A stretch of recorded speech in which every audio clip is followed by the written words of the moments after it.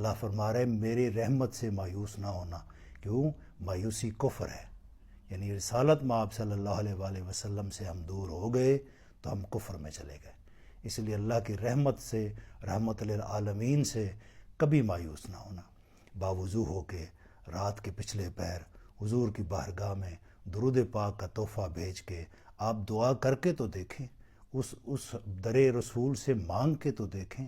اللہ تبارک و تعالیٰ کی رحمت آپ کو گھیر لے گی اور ہر طرح کی مسائب پریشانیوں سے آپ کو دور کر دے گی. اس لیے ہر مشکل کے بعد آسانی ہے. یہ نہ گھبرائیں کہ اللہ تعالیٰ ایک ہی وقت رکھے گا. بے شک اللہ بہتر وقت بھی لاتا ہے، ہر مشکل کے بعد آسانی بھی لاتا ہے. بس بندے کو مایوس نہیں ہونا چاہیے.